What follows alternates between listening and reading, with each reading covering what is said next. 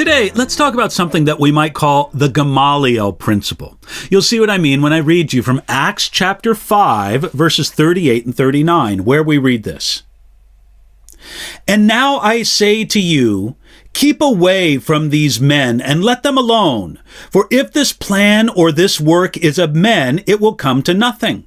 But if it is of God, you cannot overthrow it, lest you even be found to fight against God. The council was furious. Peter and the rest of the apostles made a bold stand, telling these important men that they would not back down from what God told them to say and do in response. Acts chapter 5, verse 33 tells us that the men of the council were so angry that they wanted to kill these leaders of the early Christian movement.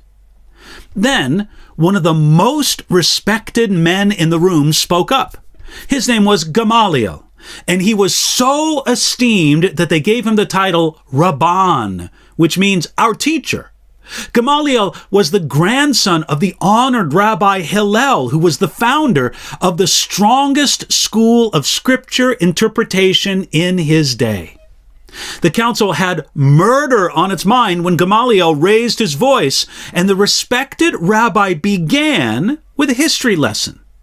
He reminded them all of two fairly recent revolutionaries that sought to lead Israel astray, and they both came to nothing. He then made the point regarding the Christians. If this plan or this work is of men, it will come to nothing. But if it is of God, you cannot overthrow it, lest you even be found to fight against God. Ever since Gamaliel said these words, some think them wise and say that the Gamaliel principle should guide us. I strongly disagree. Now, certainly, there are times when wait and see if this is of God or not is good advice, but not when it comes to deciding if a religion or a spiritual movement is true. You see, Gamaliel spoke for himself and not for God. There are many religions or spiritual movements that may be considered successful in the sight of man, but they are against God's truth. Success is not the ultimate measure of truth. There are religions that have existed hundreds of years and have millions of followers, and yet they are false. Gamaliel was really a fence sitter. He spoke as if they should wait and see if Jesus and the apostles were really from God. Now, that might sound wise and maybe even spiritual, but it was a rejection of the evidence that was right before him.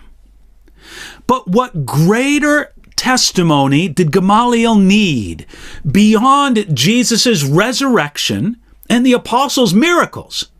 Gamaliel took a wait-and-see attitude when there was plenty of evidence that Jesus Christ was who he said he was, that Jesus rose from the dead, and that the apostles were uniquely sent by God to spread that message.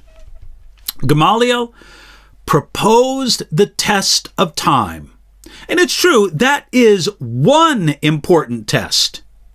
But a more important test than the test of time is the test of eternity. Don't take a wait and see approach when God has already given you the evidence of who Jesus is and what he did for you. Hey, decide that you're for Jesus and his truth today.